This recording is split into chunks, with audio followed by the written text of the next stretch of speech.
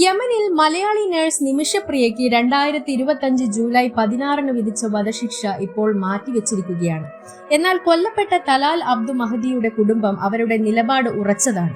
വധശിക്ഷ നടപ്പാക്കണം, അതിൽ വിട്ടുവീഴ്ചയില്ല എന്നാണ് സഹോദരൻ അബ്ദുൾ ഫത്താഹ് മഹദി സോഷ്യൽ മീഡിയയിൽ വ്യക്തമാക്കിയത്. അദ്ദേഹം മലയാളത്തിലും അറബിയിലും ഫേസ്ബുക്കിൽ കുറിച്ചത് ഇങ്ങനെ: ഞങ്ങൾ ഇതുവരെ ആരെയും കണ്ടിട്ടില്ല, ആരുമായും സംസാരിച്ചിട്ടില്ല, വിളിച്ചിട്ടുമില്ല. മാധ്യമങ്ങളിൽ വരുന്ന ചർച്ചകൾ എല്ലാം തെറ്റായ വാർത്തകളും പച്ചക്കള്ളങ്ങളും മാത്രമാണ്. ഞങ്ങളുടെ ഏക ആവശ്യം കുറ്റവാളിക്കെതിരെയുള്ള വധശിക്ഷ നടപ്പാക്കണം എന്നതാണ്.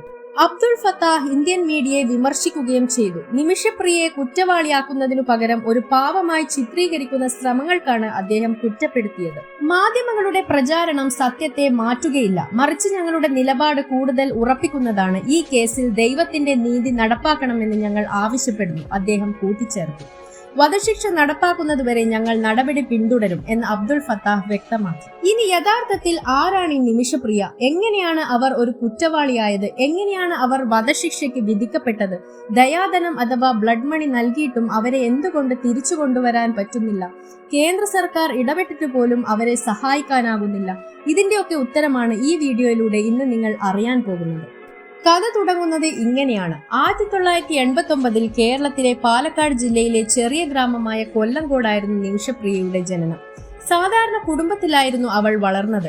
അമ്മ വീട്ടുജോലിക്കാരിയായി ജോലി ചെയ്താണ് കുടുംബത്തിന്റെ ചെലവുകൾ നടത്തിയത്. ദാരിദ്ര്യമുണ്ടായിരുന്നെങ്കിലും നിമിഷ പഠനത്തിൽ കഴിവും ആഗ്രഹവും നിറഞ്ഞ കുട്ടിയായിരുന്നു. ഒരു പ്രാദേശിക ദേവാലയം അവളുടെ വിദ്യാഭ്യാസത്തിന് സഹായം നൽകി. അതുവഴി അവൾക്ക് നഴ്സിംഗ് ഡിപ്ലോമ പൂർത്തിയാക്കാൻ കഴിഞ്ഞു. എന്നാൽ ഒരു സാങ്കേതിക നിയമം കാരണം സ്കൂൾ വിട്ടുതീർച്ച പരീക്ഷ പാസ്സാകാതെ തന്നെ ഡിപ്ലോമ കോഴ്സിൽ ചേർന്നതിനാൽ കേരളത്തിൽ നഴ്സായി ജോലി ചെയ്യാൻ അവൾക്ക് കഴിഞ്ഞില്ല.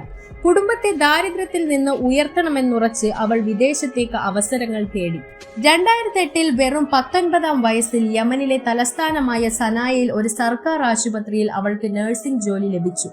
ഇന്ത്യ വിടുമ്പോൾ അമ്മയോട് അവൾ പറഞ്ഞു, നമ്മുടെ കഷ്ടകാലം ഇനി അവസാനിച്ചു. 2011 തിരിച്ച് കേരളത്തിലേക്ക് വന്ന ടോമി തോമസ് എന്ന കേരളക്കാരനുമായി വിവാഹിതയായി. വിവാഹത്തിന് ശേഷം ഇരുവരും വീണ്ടും യമനിലേക്ക് മടങ്ങി. ടോമിക്ക് അവിടെ ഒരു ഇലക്ട്രീഷ്യന്റെ അസിസ്റ്റന്റായി ജോലി കിട്ടിയെങ്കിലും വരുമാനം വളരെ കുറഞ്ഞതായിരുന്നു. 2012 ഡിസംബറിൽ മകൾ മിഷാൽ ജനിച്ചതോടെ കുടുംബത്തിന്റെ സാമ്പത്തിക ഭാരവും കൂടി. 2014 യമനിൽ യുദ്ധഭീഷണി ശക്തമായപ്പോൾ ടോമി മകളുമായി ഇന്ത്യയിലേക്ക് മടങ്ങാൻ തീരുമാനിച്ചു. സ്ഥിരതയുള്ളൊരു ജീവിതം നിർമ്മിക്കണമെന്നുറച്ച് നിമിഷ അവിടെ തന്നെ തുടർന്നു. നിമിഷ തന്റെ സംഭാവനകളും വായ്പയെടുത്ത പണവും ചേർത്ത് ഏകദേശം 50 ലക്ഷം രൂപ, അതായത് $60,000 ഉപയോഗിച്ച് 2015 അൽ അമാൻ മെഡിക്കൽ ക്ലിനിക് ആരംഭിച്ചു. ഇത് 14 കിടക്കകളുള്ള ഒരു സൗകര്യമായിരുന്നു, ഫാർമസിയും ലാബും ഉൾപ്പെടെ. യമൻ നിയമം ഒരു പ്രാദേശിക സഹയജമാനനെ ആവശ്യപ്പെട്ടതിനാൽ നിമിഷ പ്രാദേശിക വ്യാപാരിയായ തലാൽ അബ്ദു മഹദിയുമായി പങ്കാളിയായി.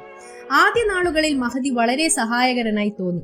അവൻ നിമിഷയോടൊപ്പം കേരള യാത്രക്കും പോയി. പക്ഷേ സൗഹൃദമായി തോന്നിയ ബന്ധം ഉടൻ തന്നെ ഇരുണ്ടും അപകടകരവുമായ വഴിത്തിരിവിലേക്ക് മാറി. 2015 മാർച്ചിൽ യമനിൽ ആഭ്യന്തര യുദ്ധം പൊട്ടിപ്പുറപ്പെട്ടു. അധിക ഭൂരിപക്ഷം ഇന്ത്യൻ പൗരന്മാരെ ഒഴിപ്പിച്ചെങ്കിലും നിമിഷ അവിടെ തന്നെ ഉണ്ടായി. 50 ലക്ഷം നിക്ഷേപിച്ചതിനാൽ അവൾക്ക് അവിടം വിട്ടുപോകാൻ കഴിയുമായിരുന്നില്ല. വിമാനാക്രമണങ്ങൾ നടന്നുകൊണ്ടിരിക്കുമ്പോഴും അവളുടെ ക്ലിനിക് പുരോഗമിച്ചു. നഴ്സിന്റെ യൂണിഫോമും ധരിച്ച് നല്ല സംവിധാനമുള്ള ക്ലിനിക്കിൽ രോഗികളെ ചിരിയോടെ പരിചരിച്ച നിമിഷയ്ക്ക് പിന്നിൽ ഒരു ഭീകര യാഥാർത്ഥ്യം മറഞ്ഞിരുന്നു. തലാൽ മഹദിയുടെ പെരുമാറ്റത്തിൽ വൻ മാറ്റം സംഭവിച്ചു. അവൻ ക്ലിനിക്കിനെ നിയന്ത്രിക്കാൻ തുടങ്ങി, ലാഭം ആവശ്യപ്പെട്ടു, രഹസ്യമായി തന്റെ പേരും ഓഹരിയുടമയായി ചേർത്തു. അതിലും മോശമായി നിമിഷ തന്റെ ഭാര്യയാണെന്ന് പറഞ്ഞു വ്യാജ വാർത്തകൾ പ്രചരിപ്പിക്കാൻ തുടങ്ങി. വിവാഹ സർട്ടിഫിക്കറ്റ് ഉൾപ്പെടെ വ്യാജരേഖകളും വ്യാജ വിവാഹ ഫോട്ടോയും സൃഷ്ടിച്ചു. ടോമിയുടെ മുഖം നീക്കി തന്റേത് ചേർത്തു. ഈ വഞ്ചനയിലൂടെ ജീവനക്കാരോട് ഞാൻ അവളുടെ ഭർത്താവാണെന്ന് പറഞ്ഞ് അവളുടെ വരുമാനം കവർന്നു. ഇത് ചോദ്യം ചെയ്യപ്പെട്ടപ്പോൾ മഹദി അവളുടെ മാന്യത കാക്കാനാണ് ഇതൊക്കെ ചെയ്തതെന്ന് പറഞ്ഞു. എന്നാൽ അത് അധികാരം പിടിച്ചുപറിക്കാനുള്ള ദുരുപയോഗത്തിനുള്ള ദുർബലമായൊരു കാരണം മാത്രമായിരുന്നു. അതിനുശേഷം ഭീതിയുടെ 2 വർഷങ്ങൾ തുടങ്ങി. മഹദി നിമിഷയെ ശാരീരികമായി ആക്രമിക്കാൻ തുടങ്ങി, പലപ്പോഴും സ്റ്റാഫിന്റെ മുന്നിലും. അവളുടെ പാസ്പോർട്ട് പിടിച്ചെടുത്തു, രാത്രി വീട്ടിൽ കയറി മർദ്ദിച്ചു, തോക്കുകൊണ്ട് ഭീഷണിപ്പെടുത്തി ലൈംഗിക അതിക്രമങ്ങൾക്ക് നിർബന്ധിക്കാനും പുരുഷന്മാരെ അവളുടെ വീട്ടിലേക്ക് കൊണ്ടുവരാനും ശ്രമിച്ചു. ബലാത്സംഗ ശ്രമത്തിൽ നിന്നും രക്ഷപ്പെടാൻ അവൾ രാത്രിയിൽ തെരുവിലേക്ക് ഓടിപ്പോകേണ്ടി വന്നു. ഉറക്കമില്ലാതെ രാത്രികൾ അനുഭവിച്ചു, ഒറ്റപ്പെടലിൽ മുഴുകുകയും ചെയ്തു. അധികാരികളോട് സഹായം തേടിയിട്ടും ഒന്നും ലഭിച്ചില്ല. ഒരിക്കൽ മഹദി വ്യാജ വിവാഹ സർട്ടിഫിക്കറ്റ് കോടതിയിൽ കാണിച്ചതിനെ തുടർന്ന് അവളെയാണ് അറസ്റ്റ് ചെയ്തത്. 2017 നിമിഷ കുടുങ്ങിയ നിലയിലായിരുന്നു. മഹദിയുടെ കൈവശം അവളുടെ പാസ്പോർട്ട് ഇപ്പോഴും ഉണ്ടായിരുന്നു. രക്ഷപ്പെടാനുള്ള വഴികൾ ഒന്നുമില്ല. ഒരു കരുണയുള്ള ജയിലധികാരിയുമായി അവൾ നിരുപായമായി പദ്ധതി ചർച്ച ചെയ്തു. മഹദിയെ മയക്കിമറിച്ച് പാസ്പോർട്ട് തിരികെ പിടിക്കുക. 2017 ജൂലൈയിലെ ഒരു ദിവസത്തിൽ മദ്യലഹരിയിലായിരുന്ന മഹദിക്ക് നിമിഷ കീറ്റാമൈൻ കുത്തിവെച്ചു. അപ്രതീക്ഷിതമായി അദ്ദേഹം വീണു മരിച്ചു. അവളുടെ പ്രസ്താവന പ്രകാരം അത് ഉദ്ദേശപൂർവമായിരുന്നില്ല. അവൾക്ക് അദ്ദേഹത്തെ ബോധരഹിതനാക്കാൻ മാത്രമാണ് ഉദ്ദേശം ഉണ്ടായിരുന്നത്, കൊല്ലാനല്ല. ഭീതിയിലായ നിമിഷയും ഇന്ത്യൻ നഴ്സായ അവളുടെ സുഹൃത്തായ ഹനാനും മഹദിയുടെ ശരീരം കഷ്ണങ്ങളാക്കി ഒരു ജല ടാങ്കിൽ ഒളിപ്പിച്ചു. 1 മാസം കഴിഞ്ഞാണ് അധികാരികൾ അവശിഷ്ടങ്ങൾ കണ്ടെത്തിയത്. സൗദി അതിർത്തിക്ക് സമീപം ഇരുവരെയും അറസ്റ്റ് ചെയ്തു. മഹദിയുടെ വ്യാജരേഖകൾ അടിസ്ഥാനമാക്കി നിമിഷ ഭർത്താവിനെ കൊലപ്പെടുത്തിയതാണെന്ന് വാർത്ത പ്രചരിച്ചു. 2018 അവളെ കൊലക്കേസിൽ കുറ്റക്കാരിയാക്കി മരണശിക്ഷ വിധിച്ചു. വിചാരണയിൽ ഗുരുതരമായ പിഴവുകൾ ഉണ്ടായിരുന്നു. വാദം അറബിയിലായതുകൊണ്ട് വിവർത്തകനില്ലായിരുന്നു. കുറഞ്ഞ നിലവാരമുള്ള നിയമപ്രതിരോധവും അവളുടെ നേരെയുള്ള പീഡനവും വ്യാജരേഖകളും ഒരിക്കലും പരിഗണിച്ചില്ല. 2020 അപ്പീൽ കോടതി അവളുടെ മരണശിക്ഷ നിലനിർത്തി. 2023 നവംബറിൽ അന്തിമമായ സുപ്രീം ജുഡീഷ്യൽ കൗൺസിൽ വിധിയും അത് സ്ഥിരീകരിച്ചു. എല്ലാ നിയമമാർഗങ്ങളും അടഞ്ഞു.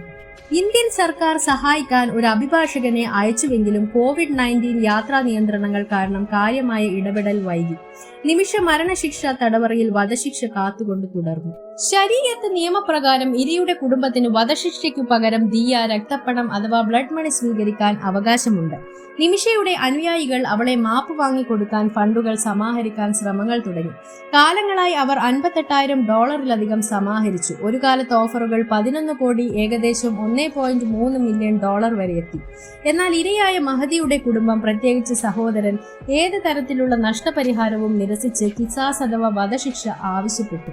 നിമിഷയുടെ അമ്മ പ്രേമകുമാരി കേസ് പോരാടാൻ വീട് വിറ്റു. മകളെ കാണാനായി അപേക്ഷിച്ചു. വർഷങ്ങളോളം നിരസിച്ച ശേഷം അവസാനം 2024 ഏപ്രിലിൽ ടോമിയെയും അവരുടെ മകളെയും കൂട്ടിക്കൊണ്ട് അവർ സനയിലേക്ക് യാത്രയായി. 11 വർഷത്തിന് ശേഷം നടന്നത് ഒരു വികാരവിഷ്ടമായ സംഗമമായിരുന്നു. അവർ ക്ഷമ ചോദിക്കാൻ മഹദിയുടെ കുടുംബത്തെ കാണാൻ ശ്രമിച്ചെങ്കിലും അത് നിരസിക്കപ്പെട്ടു. ജൂലൈ 16, 2025 വധശിക്ഷയ്ക്ക് വിധേയായിരുന്ന നിമിഷപ്രിയയുടെ ശിക്ഷ അവസാന നിമിഷത്തിൽ മാറ്റിവെക്കാൻ ഉന്മേഷഭരിതമായ നയതന്ത്ര പൊതുപ്രയത്നങ്ങൾ സഹായിച്ചു.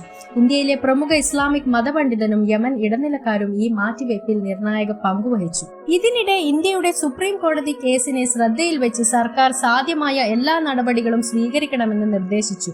സേവ് നിമിഷപ്രിയ പോലുള്ള പൊതുപ്രവർത്തനങ്ങൾ, പൊതുയോഗങ്ങൾ, മാധ്യമ വാർത്തകൾ എന്നിവ പിന്തുണ ശക്തപ്പെടുത്തി. കേസ് നിരവധി ചോദ്യങ്ങളും ഉയർത്തി. വിചാരണ നീതിപൂർവമായിരുന്നു. ഭാഷാന്തരക്കാരനും നിയമസഹായവും ഇല്ലായിരുന്നു. ഇത് ആസൂത്രിതമായ കൊലപാതകമായിരുന്നു, അതോ ആത്മരക്ഷാർത്ഥമായിരുന്നു? ദീർഘകാല പീഡനം ഉൾപ്പെട്ട കേസിൽ മരണദണ്ഡം യോജിച്ചതാണോ?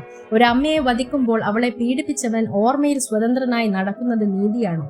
വിദേശത്ത് ജോലി ചെയ്യുന്ന കുടിയേറ്റ വനിതകൾക്കുള്ള സംരക്ഷണങ്ങൾ എന്തൊക്കെയുണ്ട്? ഇപ്പോൾ നിമിഷയുടെ വധശിക്ഷ 2025 ഓഗസ്റ്റ് മധ്യമാസം വരെ മാറ്റിവെച്ചിരിക്കുകയാണ്. തടവറയിൽ അവൾ പ്രതീക്ഷയോടെ പിടിച്ചു നിൽക്കുന്നു. ഇപ്പോൾ 12 വയസ്സായ മകൾക്ക് അമ്മയുടെ ജീവൻ അപകടത്തിലാണെന്നറിയാം. അവസാന തീരുമാനം തലാൽ മഹദിയുടെ കുടുംബത്തിൻ്റെതാണ്. അവർ ബ്ലഡ് മണി സ്വീകരിക്കാൻ സമ്മതിച്ചാൽ നിമിഷയ്ക്ക് ഇന്ത്യയിലേക്ക് മടങ്ങാൻ കഴിയും, അല്ലെങ്കിൽ വധശിക്ഷ നടപ്പാക്കപ്പെടാം. അവളുടെ കഥ നീതിയുടെയും ലിംഗാവകാശങ്ങളുടെയും കുടിയേറ്റ തൊഴിലാളികളുടെയും ചൂഷണത്തിന്റെയും അപകടങ്ങളുടെയും പ്രതീകമായി മാറിയിട്ടുണ്ട്. അവൾ ജീവിക്കുമോ മരിക്കുമോ എന്നത് അവളുടെ പ്രവൃത്തിയിലേക്കുള്ള വിധിയെ മാത്രമല്ല, പ്രതിസന്ധിയിലായ സ്ത്രീകളെ ലോകം എങ്ങനെ പ്രതികരിക്കുന്നു എന്നതിലേക്കുള്ള ഒരു വിലയിരുത്തലായിരിക്കും. വീഡിയോ ഇഷ്ടമായെങ്കിൽ channel like, share and subscribe ചെയ്ത് സപ്പോർട്ട് ചെയ്യുക. കൂടാതെ അടുത്തുള്ള ബെൽ ഐക്കണിൽ ക്ലിക്ക് ചെയ്ത് വരും വീഡിയോസിനായി കാത്തിരിക്കുക.